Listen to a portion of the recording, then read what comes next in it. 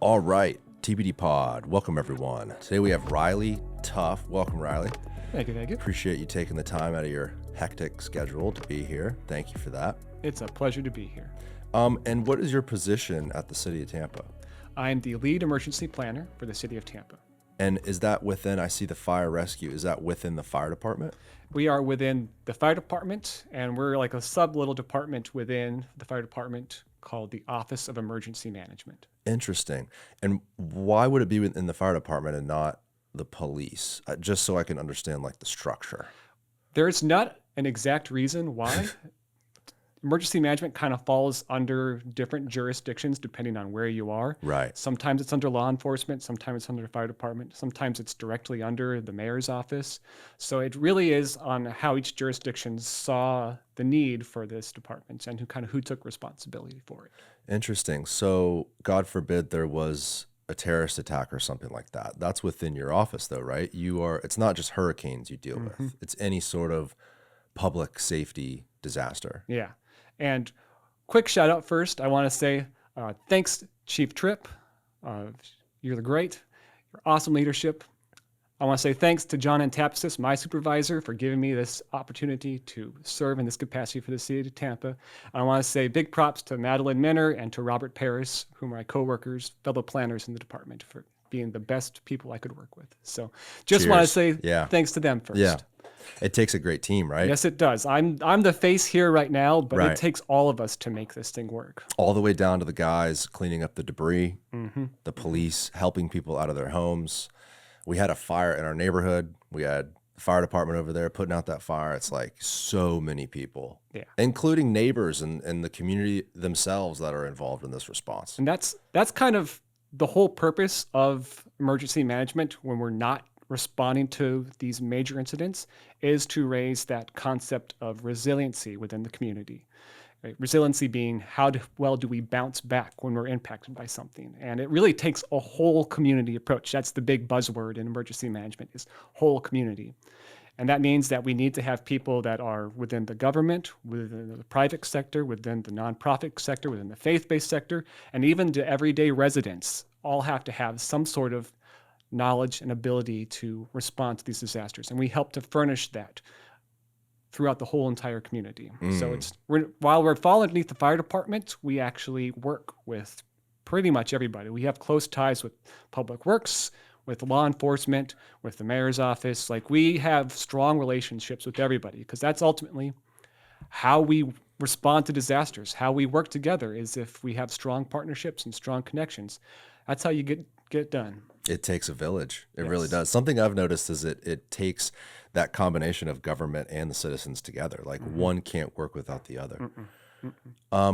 Let's go back to that technology, because I found it super interesting. So you started in emergency management in 2009. Yes, sir. And obviously you weren't the chief of emergency management then. What did you start off doing back then? Back then, I was actually an intern with Seminole County, and I got a great opportunity to see into this field. And what we saw is very different than what it looks like right now. With internet progressing, with software, with smartphones, because believe it or not, back in 2009, iPhone was only a year old. And so we were all still using tapping texting. So we've seen big changes in how this field even works, because it's amplified our ability to communicate. It's amplified our ability to share information. It's provided new opportunities to collaborate even closer. And I think when we were talking before the show started, one of the things that we said is damage assessment is a key part of understanding what happened in our communities. So after the storm comes through, after we're impacted, we need to know, what does it actually look out? What does it actually look like out there? What are the conditions that we're facing? How bad was the city affected? And back in the day, we'd have people get into cars, they'd drive around. We called them windshield assessments back then. And they'd have like a notepad with like paper directions on, I turn here, I turn here, I turn here, to know what their routes are, to know where they need to drive. And they'd have little sheets of paper they'd fill out to say the conditions on each of these houses that they came across. And that was what we were working with back then. And now, as we're looking here in 2024, we just this past year within the City of Tampa rolled out this software called Crisis Track.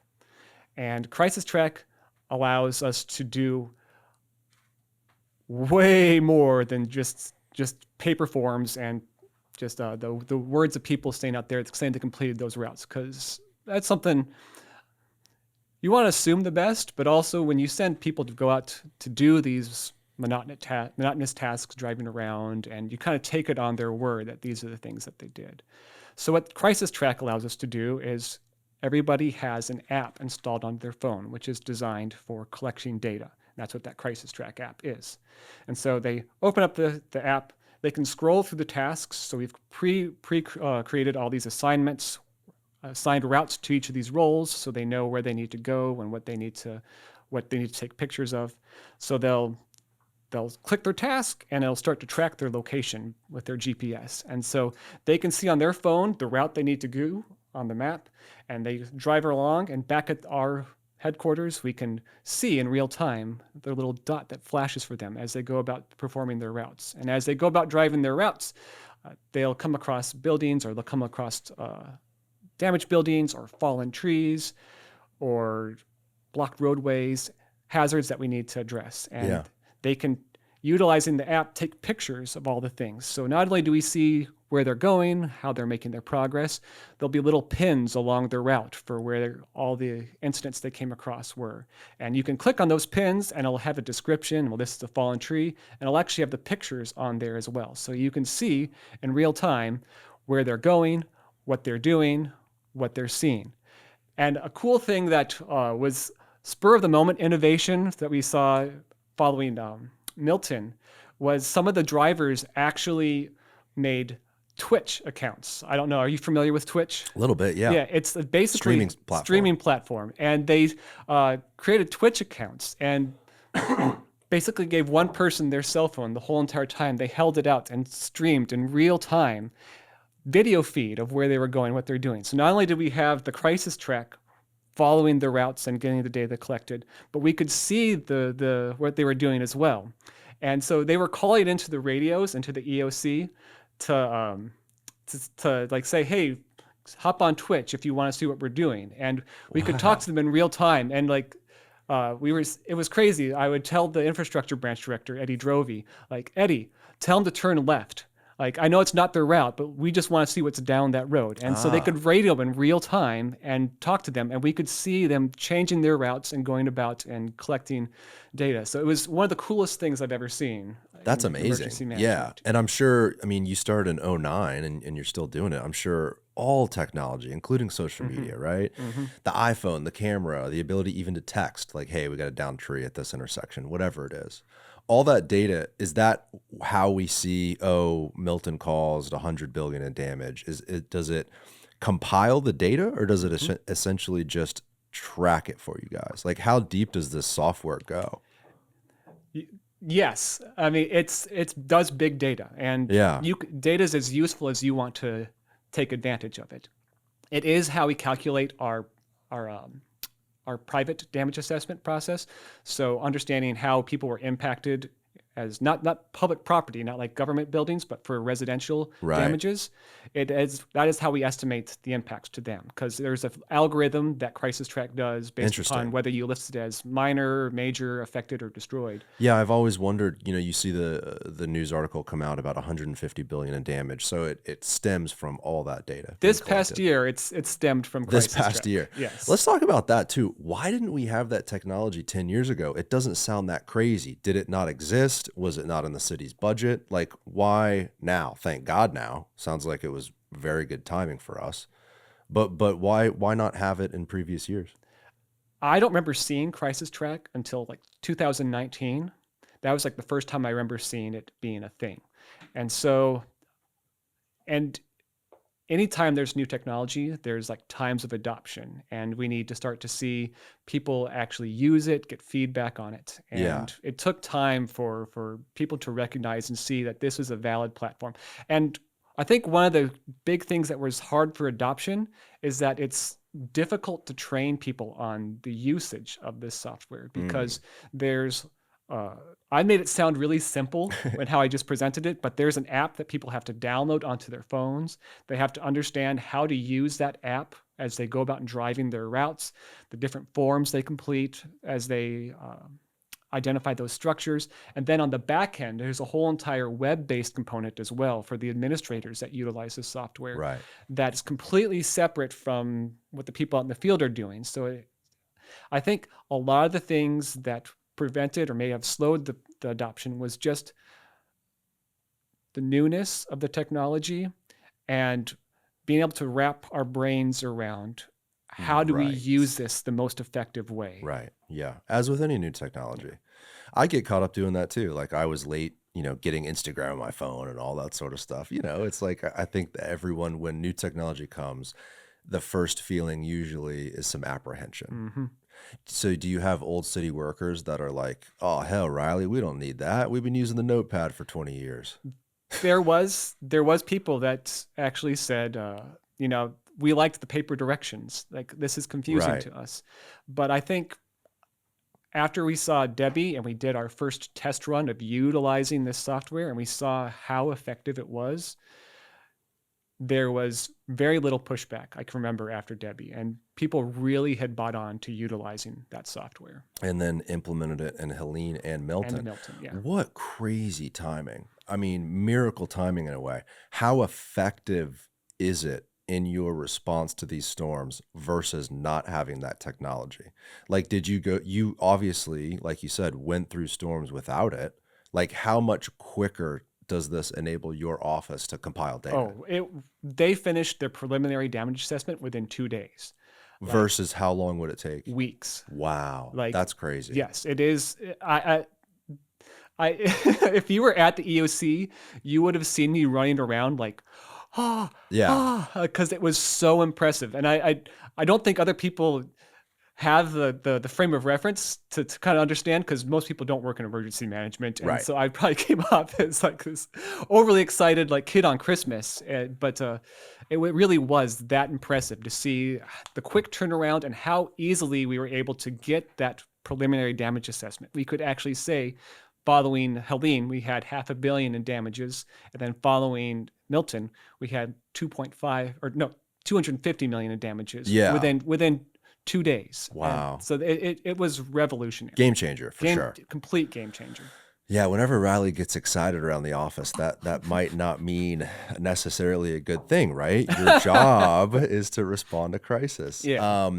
But so how did you talk to me about the actual office, right? It's not just for hurricanes, and you kind of should be excited because it is your moment. Like, this is where your office is in charge of managing these disasters, whether it's a hurricane or, God forbid, something even worse, right? So what does it look like in your office day to day without a disaster? And in general, like, what is the office preparing for? So as I mentioned, we had that whole community approach to emergency management we talked about.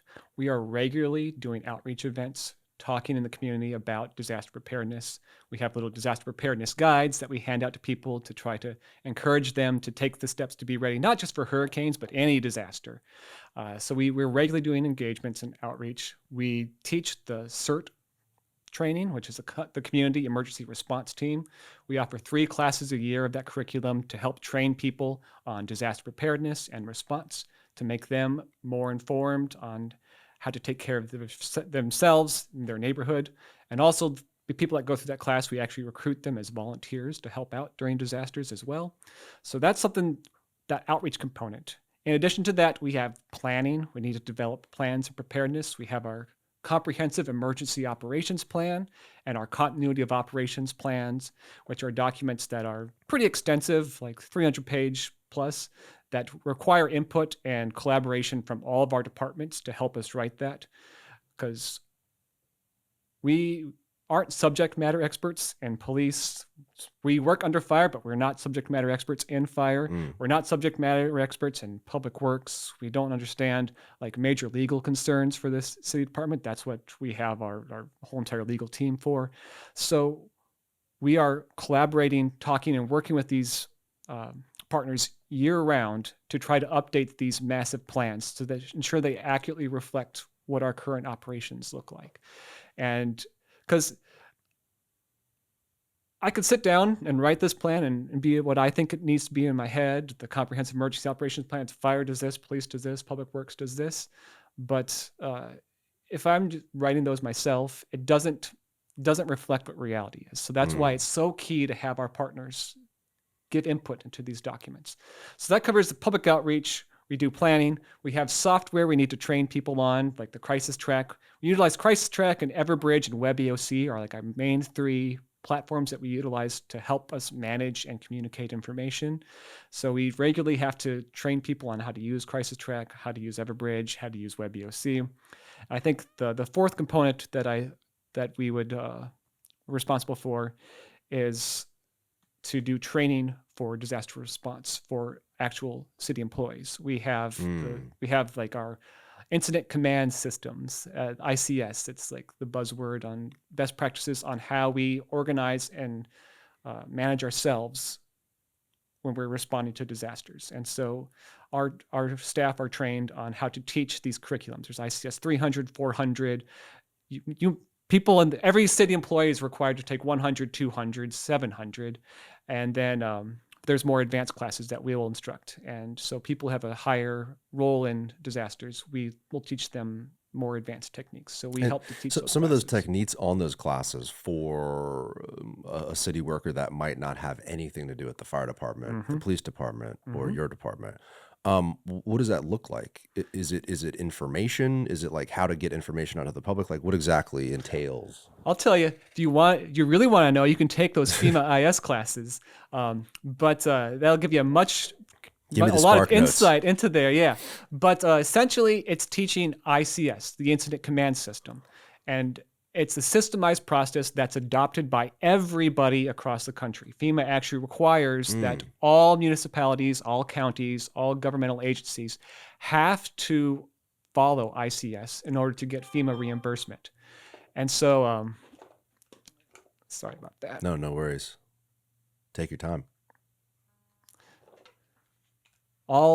We all have to follow ICS in order to get FEMA reimbursement. And it's a standardized practice on how to organize ourselves when we respond to disasters. So understanding who the incident commander is, understanding the operations section, the planning section, the logistics section, the finance section. And I can talk forever about this if you let me go on end about it. So, please. Oh my gosh. So you have operations, which are the boots on the ground people that are going out into the field and helping to actually get tasks done. You have the planning section who's helping to organize and work with all the departments to develop what's called an incident action plan. That's my role in disasters. I'm the planning section chief. And so I help to make sure we understand what everybody's doing and write a document that specifies. So there's no confusion. If we're all in the same common operating picture, we all understand what everybody's doing. And if someone needs to get in touch with somebody or they need to understand a role, they can reference that IAP to see who's responsible for which task. Then there's logistics. And those boots on the ground people out in the field, they need to have supplies. They need to have resources to get their job done. Logistics is responsible for actually acquiring and staging all those resources. They're the get-to people that try to get the supplies and make sure that everything that shows up also gets accounted for. And then finance people, finance is the last department. Their responsibility is to track all the time, all the money being spent so that we understand a whole comprehensive view on the costs. And the way it works with this planning in regards to how the federal government interacts with the city is locally we put together almost like a budget. Hey, if we have a hurricane of this scale, this is what we anticipate on spending, this is what kind of will happen. And then if that does happen, you can take that receipt essentially to FEMA and they'll pay us back for that. In a manner of speaking, yeah, I know it's more complicated than that, obviously. Yeah, and we don't have the ability to say, here's our estimated cost. Oh. What happens is FEMA gives us thresholds and says, like, if based upon your population and your demographics, here's how much your total damage has to cost before you qualify for FEMA reimbursement. And so it's on the finance team to kind of track between the damages we incur from that crisis track that we record in there, the amount of money we spend on the resources we need to acquire, on the amount of money we spend paying for the staff for working the incident. All that gets tallied together, and we compare that against the threshold that FEMA sets for us. Can local government foot these bills on its own if there was no FEMA? I would say they'd have a very difficult time. Yeah. Because especially if it was like what happened in North Carolina, right? I mean, correct. Local government can never make up for that. No, and that's so. Yeah. In a sense, it almost seems like it would make sense to have FEMA give local governments almost like a guaranteed insurance policy. Like, does the city of Tampa pay FEMA at all? Is there any sort of federal? So no, not at all. Yeah. So we deal with what we deal with within the city, and then hopefully get reimbursed for most of whatever damage occurs. It gets really nuanced, but essentially after a certain point, they fund up to 100% of the impacts. After a certain point after that, they do 75%, and you have to match funds for them. So there does come to be it's not even different qualifiers. Yeah, you just have to say we spent this much and say this is how much we're gonna spend versus your 75% that you're covering. And I'm sure those qualifications are different. If God forbid there was some sort of a terrorist attack versus a hurricane, does hurricane category matter? Like if we get hit by a huge storm, is it 100%? Small storm, 50%? No, because the storm, as you talked with Hillsborough County, the severity of the storm isn't the big deal. It's how it's going to impact your individual community. Maybe it's just me, but I focused, not recently, but growing up in Florida, I focused so much on what's the category and where is it hitting. Talking with you and talking with Hillsborough County, it doesn't seem like that's at the forefront of what you're planning for, or even on the backside of what you're preparing to spend to clean it up and rescue people, et cetera. It's almost like those facts are almost ancillary to what are the actual effects to our locale. Yeah. Like with Helene, that thing was 100 miles off the coast. It hit the Panhandle, and it was the most devastating flooding event in the last 100 years? Yeah. So let's talk about those storms specifically. I wanted to kind of run through the timeline of what it looks like in your office. And I want to start with the weather forecast, right? I'm sure you have close relationships with the National Hurricane Center and these official platforms putting out information daily about storms in the Gulf and the Atlantic and the Pacific and everything that's going on. So walk me through day one. You get the news, hey, there's something brewing. I guess it was the Atlantic is where Helene came from, right? Kind of swooped in. The Gulf. Was it? Did it start in the Gulf? I don't remember. The Caribbean. Yes. All right. Somewhere in the water. Somewhere in the water out there with those warm waters. And I'll say everything that I talk about is from the City of Tampa perspective. If you want to hear Hillsborough County, scroll back a few episodes and watch number 89. Thank you for the plug. Yes, the last episode we did was at the Hillsborough EOC. And so that was the director of public works and essentially your counterponent for Hillsborough County. And they explained it from their perspective. Yes. So this is the city of Tampa's perspective. This is the city of Tampa's perspective. So we always have feelers out. We're always monitoring things. Like even this morning, we were in Hurrivac checking on the weather conditions.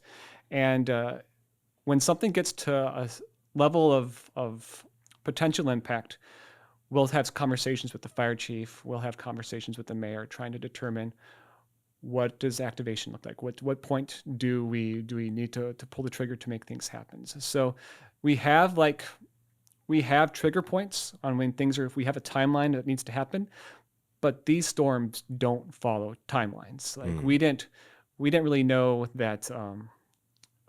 We didn't really know that some of these storms are going to be, I don't remember exactly which one because everything was such a blur over the past month. It's hard to remember specific days and times when things occurred.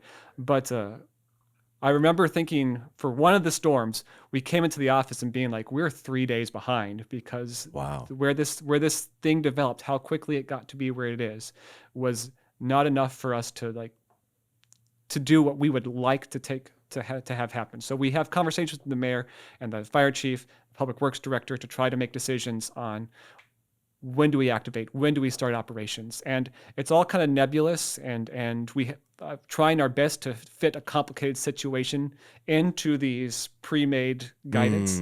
But ultimately it changes from storm to storm on what the process looks like. And those plans you talked about earlier, those implementations have to match up somehow Yes. with whatever event is in front of you. Yes, and that's why we have Interesting. those. That's why we have those plans and have those meetings with those people to help develop those things. So it gives us a realistic expectation on the needs of the public works, of the fire department, of the police department. So that when we're talking with the mayor and the key staff, we have an idea on what their needs are, so we can start to follow a timeline that best helps us meet our goals. And the mayor, I mean, what role would that office play other than, like, do a good job, guys, right? She's like the incident commander. Like, ultimately. Well, she specifically is probably the best person with the best resume for that role. I mean, she was a cop here Yes. at Tampa PD for Yes. 30 plus years. Then she was the chief of police, right? So, like, if you're going to have a mayor during a hurricane, a former chief of police is probably a good one. So I'm sure she Yes. had some knowledge, outside of a regular mayor, air quote, that she would add. But I mean, in general, that office, so directives come from that office, like, hey, this is something specific that we should take a look at. Yeah, we have what's called an executive policy group that has like the key representatives, police chief, fire chief, legal, or our attorney, the mayor, chief of staff, all part of that EPG group, and they make those kind of decisions on timelines and activations and steps. But ultimately, the mayor is the person with ultimate authority, and all decisions come from that authority, and she can delegate it out or she can make the decisions herself. So those first few days, right, when this thing's on the radar, you realize, wow, we're a little bit behind. I don't know if you mentioned it was the first one or the second one, but because I don't remember. yeah, I remember thinking man. that. I know it's probably hard looking back over the next few weeks, and I know you're still active today. And again, thank you for taking the time to talk to me and talk to everyone listening. So this thing is, let's just say 24 hours out. You kind of know the trajectory. It's going to hit the panhandle. I'm sure you were expecting storm surge. I think even the public was, right? I think we've all learned if it hits to the north, it pushes water up in the bay. If it hits to the south of the bay, it sucks the water out. We've seen that a few times now. So what does it look like 24 hours out? How is the city preparing in the last moments before what I would assume you would, lock yourselves inside, batten down the hatches, and get ready to I'm going to push go that through? out to, because at 24 hours, you've kind of, Oh, is that too late? that's almost kind of too late. When you're 24 hours, you got maybe another 12 hours to get stuff done before things are going to. So really, 3 days out is essentially where we really start to ramp operations up. Sometimes even further out than that, depending on the scale of the incident. But what we're looking at is identifying who are the people we need to have activating. We break our emergency operations center up into what we call ESFs, emergency support functions. And there's 19 of those different functions that we identify have key role in our EOC. And so we'll need to identify which ESFs have a role in this disaster. If it's something really big like Milton, we're going to say everybody show up. Right. Or if it's something that's a bit more manageable, something that was less impactful like Debbie, we could say, hey, we only need ESFs 1, 7, 8, 9, 10, and kind of pick which ones we want to activate. And then we can make the determination on, is this something that's manageable remotely, or is this something that we actually need to be in person, activate the EOC, and go there to talk in person as well? Because if possible, it takes a lot of effort. It takes a lot of work to make these operations happen, to make this collaboration work. And we don't want to start pulling the trigger too early, because once we have that full-scale activation of the EOC, we're essentially running around the clock. We're working 24 hours once you hit that full-blown activation mode. So we want to be respectful of our staff and also be respectful of the needs of the city. And so trying to find that middle ground, because if you can sleep at your home at the end of the night, it's a lot more comfortable and you're much more refreshed to come in and be able to work more effectively than if you're having to sleep on a cot downstairs on the first floor of the EOC.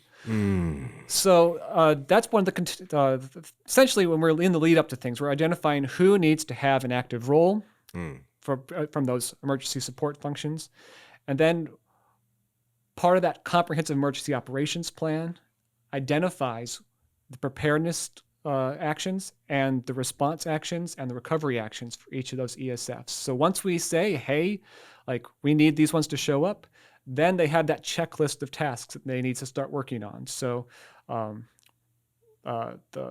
public works, the stormwater is going to start trying to lower water levels. Debris is going to start or solid waste is going to try to start pulling things out of the road, as we saw for Milton. They did that huge effort to clear debris from the city. Our water department is going to take steps to ensure that like our generators, our pumps have the ability to continue to function, have generators attached to them. We're going to try to make sure that police and fire are like staging their resources and what we call disaster action zones across the city to compile resources. So there's all different steps that each of those emergency support functions will be taking once we say it's time to go, we activate. Yeah.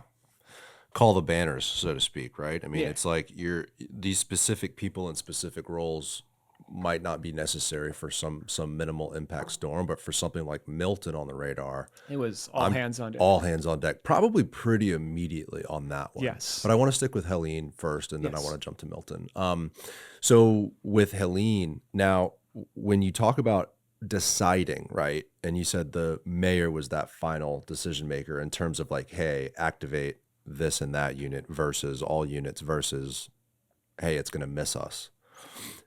Why would it be the mayor, right? Like, why wouldn't it be you, or if the city had like a hurricane expert office of some sort?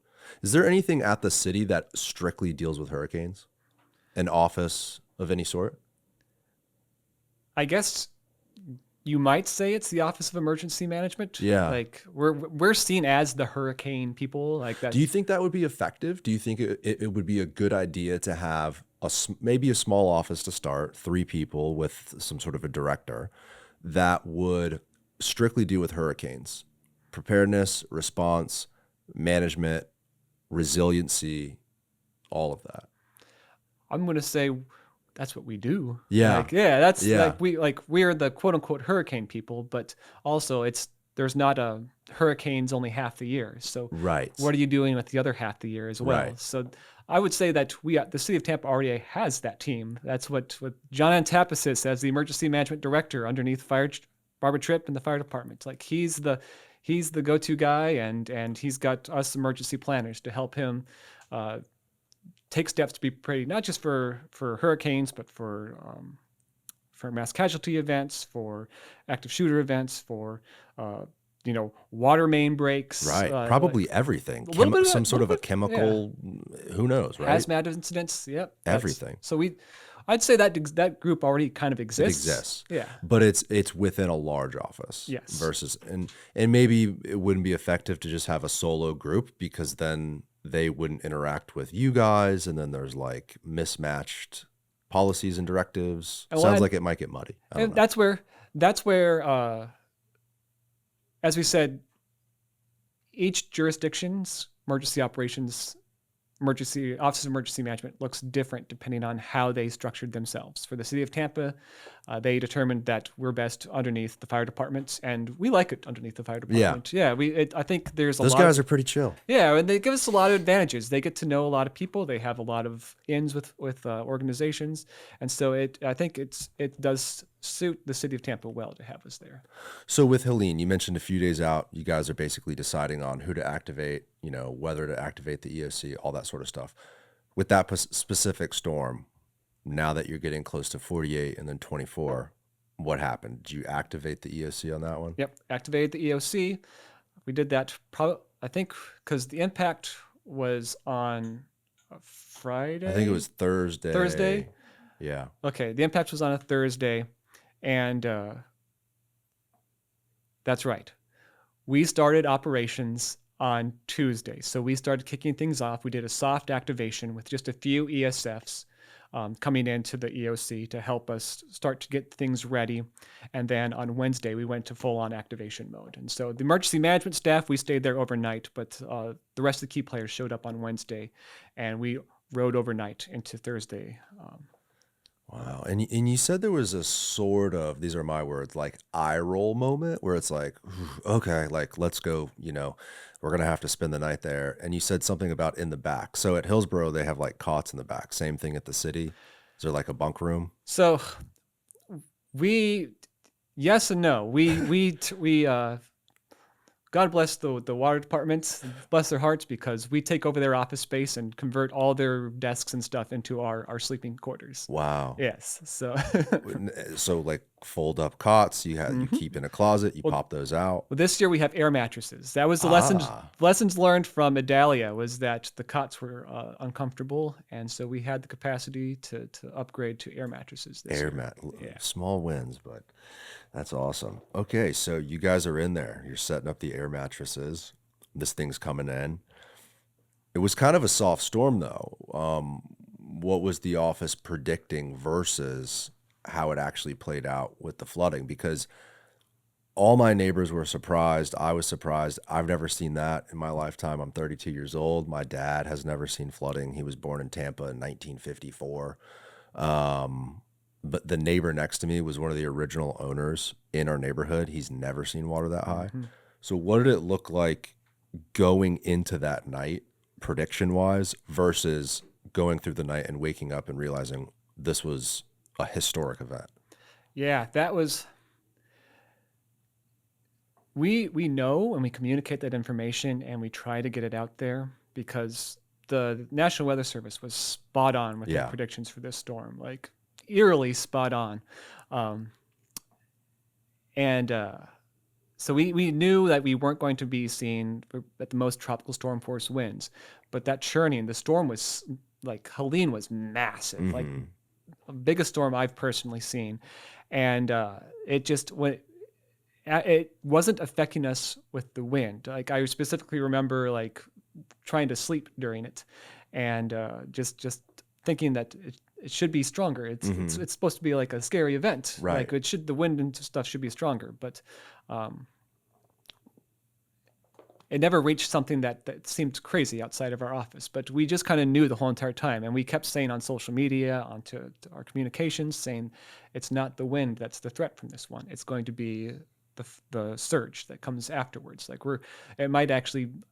I think what it was for that day was a pretty clear, chill day that afternoon, but the water just continued to rise, like steadily come up and start to affect people. And we saw that happening actually around the middle of the night, which is why we had to start doing water rescues for folks, because we say evacuate, but even a mandatory evacuation is still an optional evacuation. Right. Like, we can't make people leave, even if we say it's mandatory.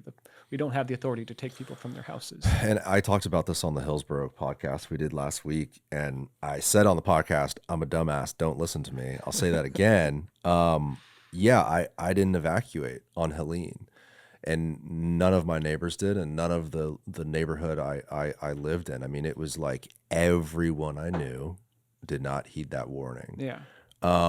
And we talked about on that last podcast, and I'm sure you'll agree, like, it's just kind of a Floridian thing. Like, I think a lot of people for a long time in this city, especially Tampa Bay, the Indians have protected us, right? We have these little cheeky, funny things we say, but it's just luck. That's all it is. It's just luck. I don't think anyone was expecting it. A lot of people got too comfortable, and they didn't heed that warning. Again, myself included. That was stupid. I think the good news that came out of it from an evacuation standpoint was when Milton got announced, everyone I knew left. Everyone I knew left. The guy who lives next to me that was the original owner, I'll never leave, he left too. Yeah. So I think Helene in some weird way showed, hey, don't screw with Mother Nature. Yeah. It's not as predictable as we might think. And although maybe Floridians pride ourselves on living here and dealing with hurricanes, and we're blessed to live in a beautiful environment, but it comes with a cost, and I think these storms showed people that in a way that I've never seen in my lifetime. And I think people learn best from personal experiences. That's ultimately the greatest teacher, is going through it yourself. And Helene was an eye-opening event for many people across not just the city, but across the Tampa Bay region as well. And so I don't want to say we were lucky that happened, Right. but it definitely played a factor in people taking Milton as seriously as they should have. And overnight, when you guys are conducting rescue operations, you don't have your staff members out there seeing this stuff, right? So what are you relying on? 911 calls and, right, people calling your office. And that's what the EOC is really for. We help to communicate, coordinate the requests for support. And what happened that night was people started getting 911 calls, and there was too much water. And so the normal ways we address things, the normal way we respond to stuff, wasn't viable anymore. And so the fire department was calling in saying, hey, we need support to reach these people. We don't have the resources here. And so that's where we reached out to the county and said, hey, we need resources. Like, you guys have the National Guard. You need to send their water rescues to come help us with getting these people out of their facilities. Mm-hmm. And so that's kind of the role of the EOC, is to get the information when things surpass or exceed their normal capacity. We're there as an information point and a resource point to help them identify problems and find the solutions to those problems.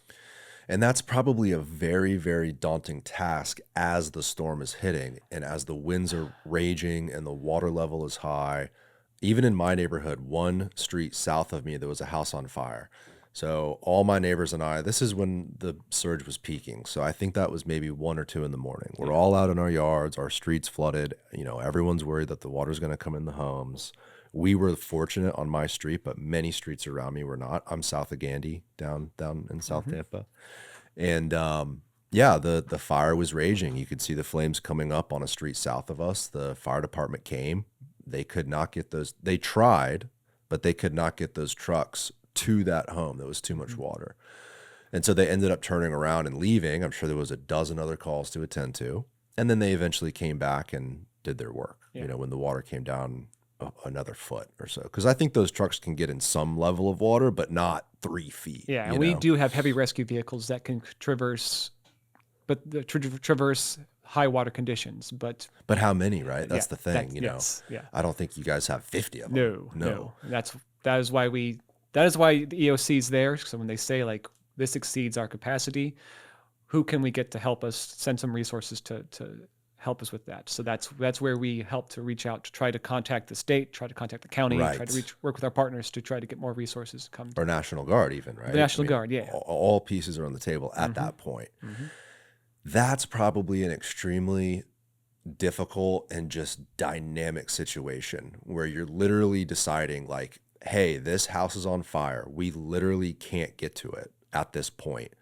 There's an old couple 3 blocks away that needs a rescue. Like, we have to choose to leave that fire scene and go rescue these people. Yeah. Is that a lot of what is happening overnight when the storm is actually hitting and the conditions are at its worst, is using your resources and placing them in the most effective position, right? You can't cover all these calls. There's just no way. Yeah. And hence the evacuation. Yeah. Duh, right? Yeah. Hence, hey, when we call A, get out of A so we don't have to come get you. So tell me about that decision-making process overnight. So fortunately, as the emergency management folks, it's not our call to make on where those resources go and how to utilize them, because we're not the subject matter experts. That's fire departments doing that all the time. Right. Like, that's their job, because they get calls that overwhelm or test their resources. And so they have to prioritize missions and which areas they need to go to, what the order of things. So it's the same on their that's their same responsibility during the disasters, because sometimes we got to say, no, we don't have the resources for you. Mm-hmm. And sometimes we can't get more in to support you. So they're still stuck in that same situation, and bless their hearts. Like, I can't imagine that kind of stress that goes along with knowing that I'm going to prioritize this one because this will be the greater good. This will be more helpful to go to this house than realistically it may be not as worthwhile to send our resources there. It's an impossible decision. Yeah. It's tough. Our first responders, our firefighters, our police officers. They got to do that on a daily basis, and regardless of a hurricane. Regardless of a hurricane. I mean, those guys are doing that as their day job. Yeah. So it's good to know that they are the ones making those decisions. They probably should be the ones making those decisions, right? So the sun comes up, right? There's destruction, historic flooding event.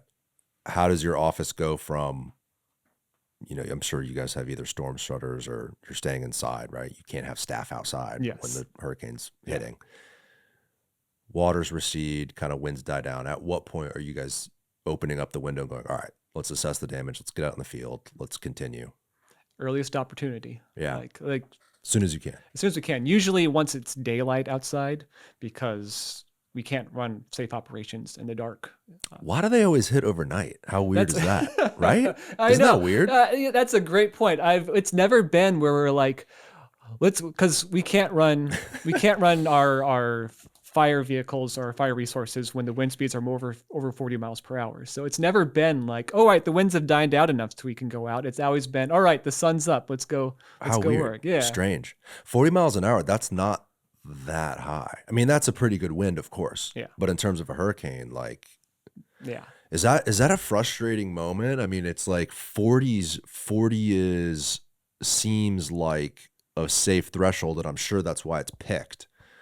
But I bet those guys are just ready to go out no matter what. And there's, yes, they are ready to go, and they are going to try to do their best to. It's what those guys do. Follow those things. They love that stuff. Yeah, and I'll say that 40 is what we say, but wink, wink type thing. Yeah. Just they're going to do what in the conditions that they think they're capable of operating within. But on paper, it's 40 miles an hour. Got it. Yeah. So 40 miles an hour comes, sun comes up. You mentioned there's different phases. I think you mentioned this phase is recovery phase? Yeah, we have our planning phase, in which we're like getting ready for the impacts. We have the response phase, which is when that sun comes up, or we can open our doors. Yeah. That we're taking our immediate actions to address the impacts, respond to the impacts of it. And then the third phase after that is like recovery. So after we've kind of stabilized things, we're not saying it's back to normal by any stretch of the imagination, but once we've stabilized the incident and it's not getting worse and we understand what we're dealing with, then we switch to recovery so we can start trying to fix stuff and bring things back to a level of normal. And I'm sure you're getting information as the night went along and the waters came up to historic levels. Yeah. At that point, now are you changing the game plan, right? Like, wow. That's the hardest thing, is during that waiting moment, is that we don't really know what's happening out there, because we get communications, we hear like the phone calls, the 911 stuff, but we don't see what's happening. We don't have we don't see with our own eyes, and we don't have cameras everywhere. We don't have units all over the place, specifically because we've like stationed in those disaster action zones, and so that's where the main people are like operating out of. And so we don't have eyes in the whole entire city. Yeah. So when that sun comes up and the doors open up, that's that first priority out of that response phase, is to just understand what happened. Right. And we start that crisis track operation up and send those guys out there into the fields to start to just see what happened, to understand what does it look like out there, what conditions are available, what hazards are out there. And so we can map out the whole entire city. They all have the routes that they drive, and we get a whole view of what are the conditions, what are the impacts, what are the severity of impacts. And that's kind of what that response phase is trying to do, is to just give us a picture of what we're working with. What do we need to respond to? What are the highest items that we need to address right off the bat? You guys almost become, and I think you mentioned this, kind of like the centralized 911 center, where now at this point, the fire department and the police department are looking to you. Where's the damage? Who needs help the most? Because you're the ones with the information. Yeah. And I won't say it's necessarily us, because we train, once again, we're not the infrastructure people. So we can give this information to the infrastructure folks. Like we have our infrastructure branch directors and our stormwater folks and our wastewater folks and our solid waste ones that are all there. And so we collect that data and then we provide that information to them because they're the subject matter experts that know where the priorities, where do we go to, what do we work with. And so then utilizing that information, we'll share that with the EPG group that we talked about, the executive people, and they'll make their priorities based upon that information. And they'll take input, they'll have ideas, they'll get feedback from the subject matter experts to help inform the decisions that go out from there. What were the thoughts in the air that morning when you guys realized, like, oh my gosh, this was for sure so much worse than you anticipated? Yeah. I'm sure the storm surge was not predicted at that level. It's one of those things where it was predicted at that level, but we hadn't seen it before here in Tampa. So in a lot of ways, even though we knew, we didn't know what to expect because you just don't know because we haven't seen anything like that in over 100 years. And so we had our crews going out there. We identified our most impacted communities. That's what Crisis Track really helped to pinpoint that we saw those impacts on Davis Island, on Palmetto Beach, along West Shore and the coasts of south of Gandy. That was where we saw impacts all across the city, but the concentration was primarily along the coasts in south of Gandy within Davis Island and Palmetto Beach. Davis Islands, man, they had so much water. And so I actually one of the big things that we did help out with is set up points of distribution as part of that response operations because when people lose their houses, they lose their power, they lose their ability to have food, to have showers. So we created what were called comfort stations. And so we staged comfort stations in Davis Island and Palmetto Beach. Those were where we focused our first, after they looked through all the data, all the impacts, they prioritized, okay, these are the two places we need to get to first. And so we set up those comfort stations to have trailers that had showers, a laundry facility within a trailer, and then also a bathroom facility. And then we had MREs, meals ready to eat, like what we give to the military folks when they go on deployment. We had food there, and we had water we could distribute because Publix is closed, like Walmart's closed. So how are people supposed to get food if the ways that they normally get food are gone? So that's what those comfort stations provided, is a place for them to do laundry, to take showers, and if they are lacking in food and water, we gave those things out. And so I helped to coordinate a comfort station in Davis Island that crazy week before Milton, but after Helene. I was on the ground in Davis Island helping to coordinate that. And it was shocking to see people's whole entire lives being taken out of their houses and put along the side of the road, and having people in their 70s come up to me saying, I never thought I would be the person that needs help. I never imagined, I've been here for 60 years and I couldn't ever see this happening.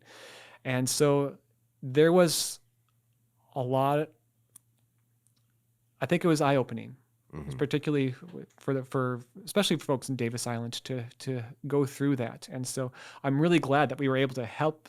That was one of the most meaningful things in my career as an emergency manager, was actually being on the ground out there. Because normally we don't get that opportunity because we're back in the EOC and we're trying to coordinate information. But we had these opportunities to go out to coordinate these efforts. And so I had the fortune to be on the ground and to directly be helping people in their time of need, to give them that water, to give them the MREs, to give them the food, to their relief when they see that I couldn't wash my clothes here because my dryer got flooded or my washer got flooded. So it was painful, but also I think that's important when you do this line of work, to understand the human cost that goes along with it, because ultimately, as public servants, we're here to help the people. We're here to take care of them, to make sure that the damages aren't as bad as they can be.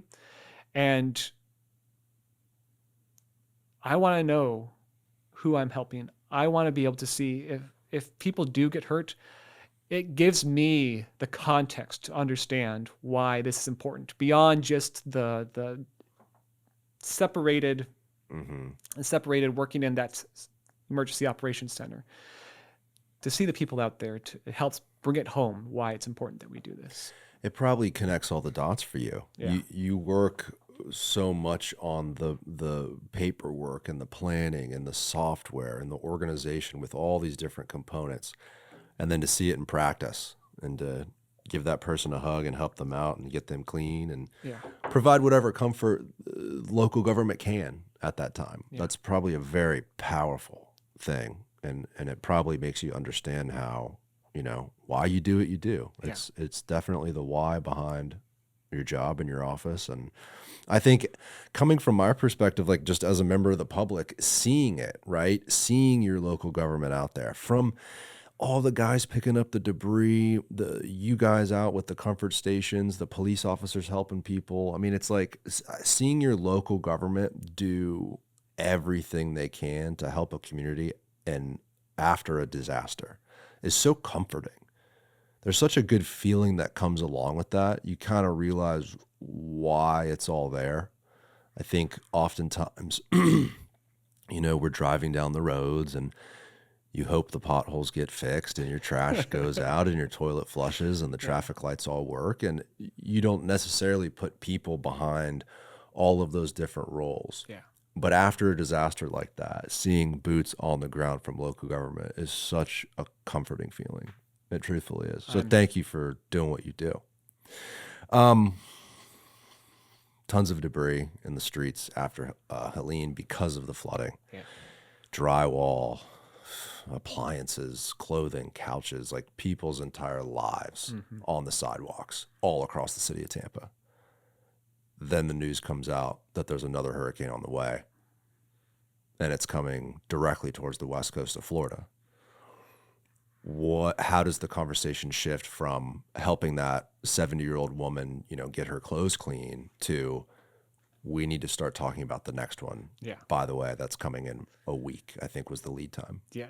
Whiplash, like complete whiplash to go from being on site at that comfort station towards gearing up and going all the bells and whistles all over again. And there was a level of gravity behind Milton that I hadn't personally seen. I know we had Ian was scary as well because we were kind of in the direct path, but it never got 180 mile per hour winds like Milton did. And we actually had the FEMA administrator within our EOC doing press briefings because that's how concerned the federal government was for the situation. And so we like I said, neck break pace going from that operation back towards gearing all the doors again. And because of the drasticness, there was no question how many ESFs are we going to use. There was no question whether we're going to do a virtual or a hybrid or an in-person activation. Like everybody was a part of the equation and working together to go back right from that response phase back into that preparedness phase. And there was an understanding, considering what we had just gone through and seeing what we had done with our damage assessment and seeing the solid waste team and the crazy amount of work that they did to clean that up. We cleared 90% of the debris. I know we didn't get all of it, and some people definitely had impacts because we weren't able to get all of it. But the solid waste team worked 24 hours a day. They did not stop in the lead up to that, and it's hard for me to see a scenario where they could have worked harder to have made that happen. And gearing up all of our water departments, our finance team, our HR team, because with Milton, we started to have to actually activate our shelters. And so we, unlike Helene, where we opened just one shelter, we actually opened 3 shelters within the city of Tampa. And so they had to do calls out to our we have a know your role system for the city where we have emergency roles for people, trying to pull people in from their job to come in to staff the shelters so we can. It was an even more expansive effort than we had previously done, but the impetus of it, the severity of Milton itself, I think right on the heels of that impact from Hilton really gave everybody like, okay, we got to do it again, but we just got through this. We know the rhythm, we know the drills. Let's do it again. Was the biggest concern that debris moving into Milton? Because it sounds like there was a massive effort to clean that up. And there was such a huge focus on it. There's the staging at the fairgrounds. Yeah. In my neighborhood, a lot of debris is staged at Skyview Park, I think is the name of the park, south of Gandy there off McDill. And even on the way here to the studio this morning, like 15 different trucks still hauling debris. Yeah. It seems like immediately this debris out front of people's homes was on your radar. Like, hey, this really needs to get cleaned up. Yes. And it was a huge concern, but also with the level of the winds and the surge that could have been provided, we saw like between 6 to 7 feet of surge for Helene. We were talking at 15 feet of surge for at one point. I remember the night before the impact, the mayor actually came up to me and was like, Riley, what are we looking at for this thing? Because we were going into that 11th hour for it. And I pulled up our crisis track software our Hurrivac software allows us to do modeling and stuff. And I was just like, Mayor, we're still looking at 9 feet of surge. Like, I know, because it got better the closer it got to us. But before we went to bed, we got like 3-hour rests. But before I went to go take my 3-hour nap, it's just saying like, we're looking at like 9 feet of surge. Like that's realistically is what may happen. And just the understanding that was the severity of the impact. And I'll never forget clocking out and coming back 3 hours later and realizing that it had shifted. It had made that miraculous shift to the east. And talking to the National Weather Service and saying, like, what's happened, like and saying maximum mile per hour winds we saw in the city of Tampa were 90 miles per hour at the airport. Otherwise, it was like 60 to 70 is what we saw. And like saying, what was the surge and stuff? And he's like, you guys had negative surge from it. And just that morning, having to report out to the mayor, like I was absolutely wrong about everything I said, but in the best possible way, for the city of Tampa and our residents. We've had negative surge from it, and so the relief that went along with knowing we were not going to be as impacted as we thought we would be. And that it wasn't a surge event, it turned into a big wind event. And that's not to downplay the impacts that we saw. There was the rain that came down, that we had 18 inches of rain. Historic rainfall. Yeah. Like literally, like in less than 24 hours, we had like 1.5 feet of rain dropping down in places. So that's not to downplay how severe the impact of Milton was. Mm-hmm. But there was this kind of like sigh and the EOC when we realized that it wasn't going to be as bad as we thought. So, and it's one of those things where you feel bad because people down in Sanibel, or not Sanibel, Siesta Key, yes, Siesta Key. That they got the impacts instead, and you feel sympathy and empathy for their situation, but also like knowing that your situation was not as you're kind of thankful for that. Like, how did our mayor take that news when you told her, hey, we're still looking at 9 feet? I saw her on TV say, if you stay and this surge is going to do what it's predicted to do. And I think at that time it was even higher than 9. It was higher than 9 feet. Yeah. I actually want to say at one time it was like 12 to 15 was we were in that purple prediction. Tampa Bay was supposed to see. We were in that red swath on the That's models. right. Yeah. What did she say to you? She seems like a very serious, stark, confident person when it comes to disasters. Was she rattled at all?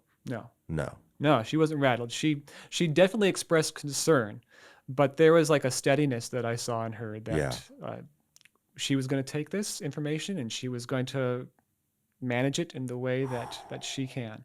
I have never seen Mayor Castor rattled. Yeah. And we've done this a few times now, going back to my very first activation for Elsa way back in 2021. Yeah. But so we've done this a few times with her now, and she's always been stalwart, I think is the right word for it. It's a mayor's worst nightmare. I mean, to have a prediction like that come on the radar, we would have been looking at complete destruction. Yeah. Milton brought something completely different though than storm surge, which was wind and rain.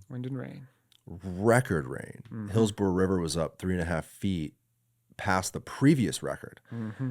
And I think they're talking with the History Center about it, and it's like they haven't seen a record like that in hundreds of years. And so that's the reason for the flooding in all these neighborhoods and all that sort of stuff.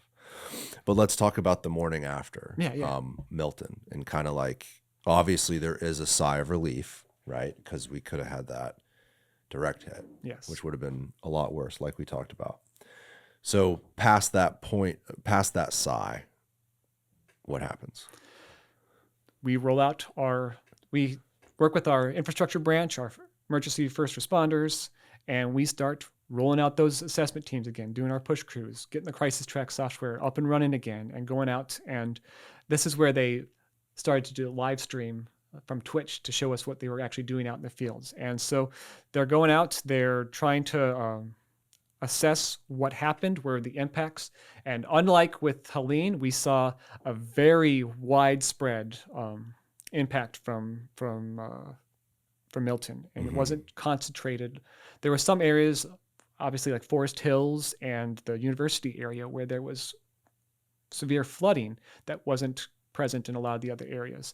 But it was just trees down all over the place, impacts, wind damage, and there was no power.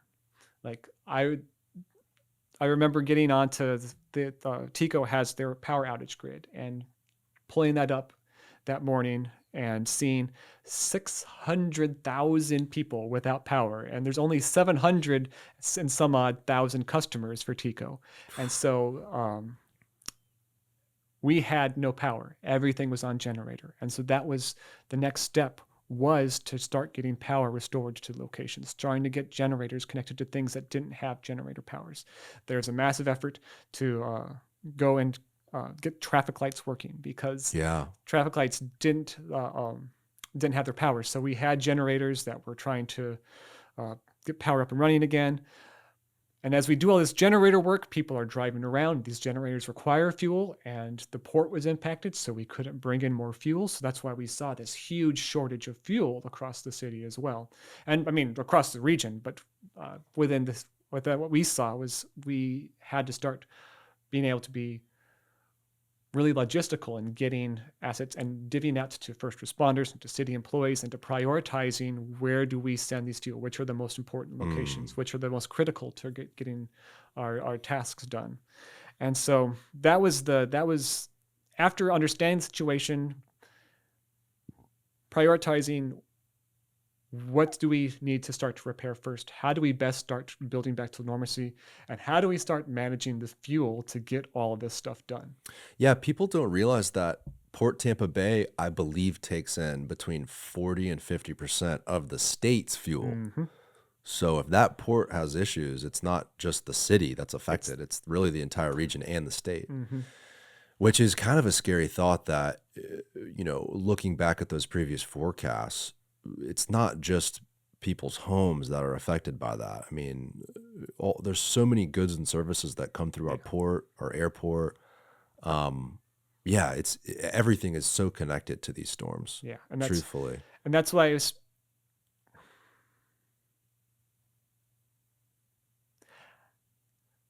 you had asked, like, what do we anticipate? And I said, we don't know. Yeah. Like we don't know because something that severe hasn't happened. We can only really understand it after it was to impact us. Right. We can give projections, we can give forecasts, we can try to understand stuff.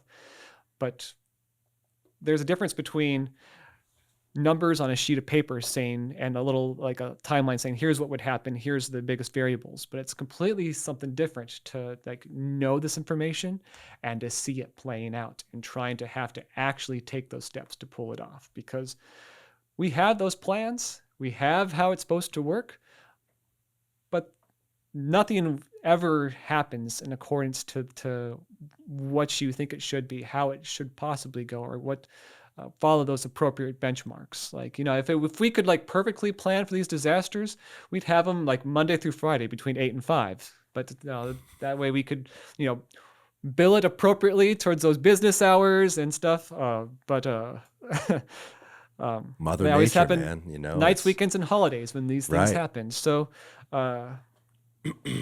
you don't know what it looks like until you're actually in the thick of it, trying to respond and trying to apply those best practices to that nebulous situation of the disaster.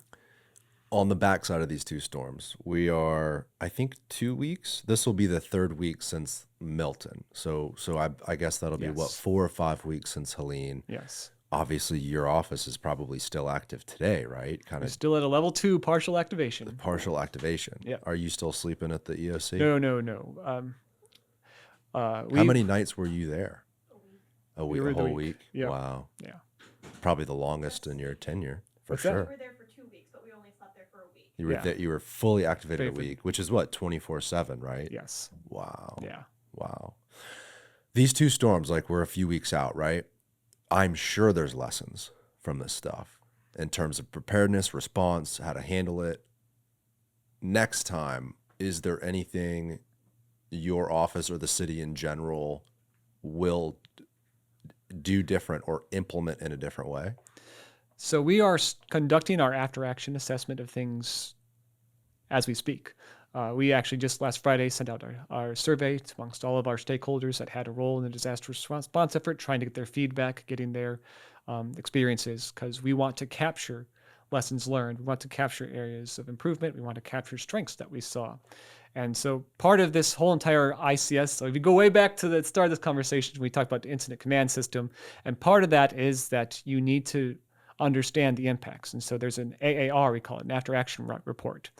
And so within that WebEOC platform, we have an actual AAR page on it so people can, in real time, when things come up, post, here's something bad that happened, or here's something that we can work towards, here's something we can address. And we could take all that information, we do the survey, collect more information, and then we actually do what we call a hot wash, where we sit down with everybody, we present, here's what people have shared, we get feedback from them, and what their experiences were, their feedback on the items presented, more engagement. And then we utilize all that information we collected and we compile a report that identifies strengths, opportunities, and not just because it doesn't help people to just say, here's something bad that happened. We actually want to identify improvements to address each of those impacts or those weaknesses that we saw. Wow. And so we'll use that after action report to start to bring about changes and introduce new policies and change plans or other things that will help us to respond. Yeah, I think it's a good time to put out something to the public, some sort of investment. I think people right now are very willing to spend some tax dollars on resiliency, whether it's bigger storm drains, more money for your office to effectively figure out these things as quick as possible, maybe more of those aid stations. What did you call them? Stations. Comfort stations, right? I think all those are great things. There's the technology aspect we talked about. The thing that sucks is before something like this happens, where's the political or public will to spend millions and millions and millions of dollars on it? It's unfortunately, a lot of these problems. Now, this is a huge topic, and we might even do a special episode on it with someone from Public Works or whatever. But the floodings in those neighborhoods that are not in X flood zones, right? there's many different reasons for that. And I'm not an expert at all, but a year ago, how do you get the city to spend millions and millions and millions of dollars on something that's not sexy, that people can't see? It's an underground pipe. Yeah. You know what I mean? And we're here arguing about potholes and sidewalks and other aspects of public works. Yeah. I guess my point is there's a huge focus on it. And I'm sure the conversation will soon shift to what do we need to do investment wise to help ourselves the next time? Because there will be a next time. There will be. Yeah. I think that conversation's actually already started. Good. And City Council is already saying that we need to start doing an assessment of our drainage systems, our sewer systems. And so they're actually conducting a survey to understand kind of what happened and what caused these things to occur. And obviously it was hot on the heels of a previous incident, and we hadn't even got to really properly address that first incident that was compounding this one. But there is already attention being given towards this, and people are already looking into it to try to identify what went wrong and how can we try to work improvements into this process. Councilman Luis Vieira has been pushing really hard on that. Yeah. I think he's in North Tampa. He represents North Tampa, something like that. So he's been up there like really, really talking to people, talking with the mayor, getting community meetings together, talking about why did it happen? I mean, everyone kind of knows why, historic rainfall, right?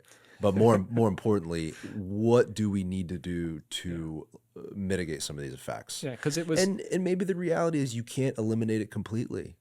Maybe when you have a historic rainfall, there's a historic flooding event period. Maybe we can lessen the time the water sits there. Yeah. But at the end of the day, it's Mother Nature, man. You know, I mean, there's not a whole lot we could do. Yeah, because, you build towards what you think the worst case scenario is going to be. You create the capacity that's needed for the neighborhood and maybe a little bit more than what you think it'll need. Yeah. But when you have historic things, the system may not necessarily be designed to handle historic conditions. Right. But I think it is something that really does need to have a focus, because this was a historic storm this time.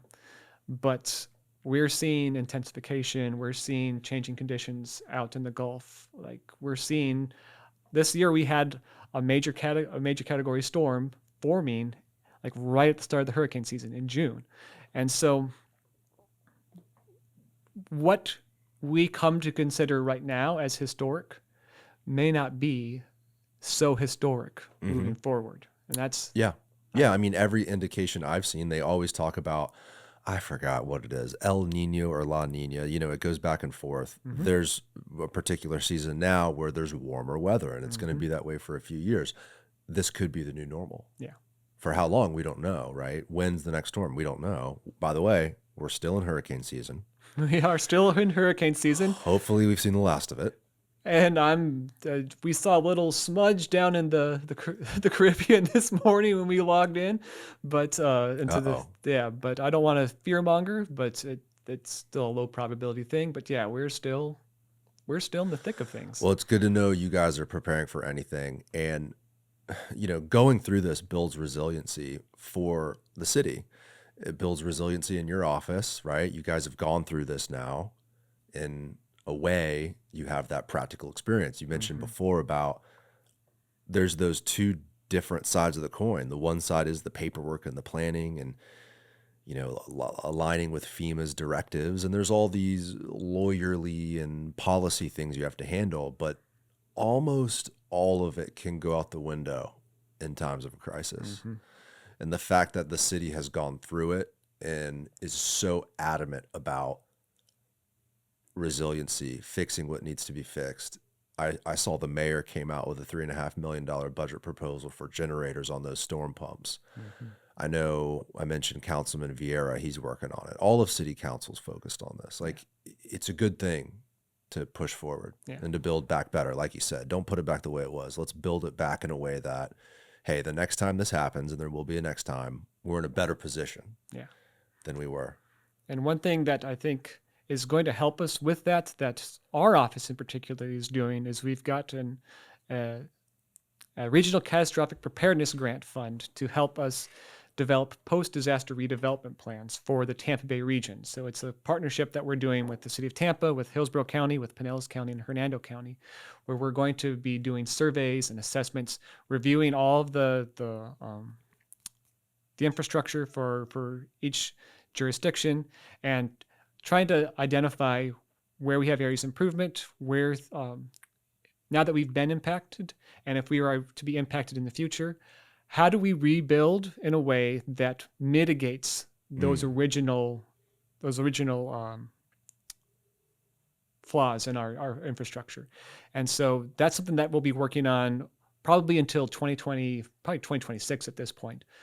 So we'll be doing surveys. We'll be hosting public forums to get feedback, because we can only look at this from the government aspect. We can only understand the things that we operate under. So we need to get feedback from all of our stakeholders, our private sector, our public sector, our community residents, our nonprofits, and trying to take this very broad perspective on how we can make sure that next time we're hit, one, we're not hit as bad, and how do we build back in a way that prevents us from being so harshly impacted in the future.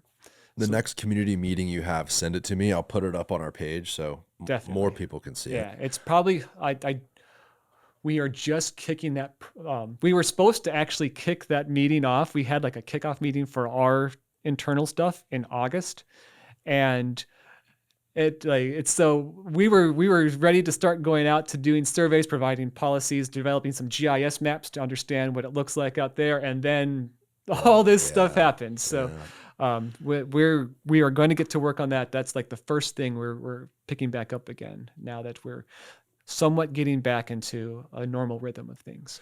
Well, last thing I want to talk about, and then I'll let you run. I know you guys are still active. Alert Tampa, right? I think we talked before the show about how social media is such a good tool for local government to stay connected to people, right? Whether it's an evacuation alert, some sort of an alert about a comfort station, like whatever that is.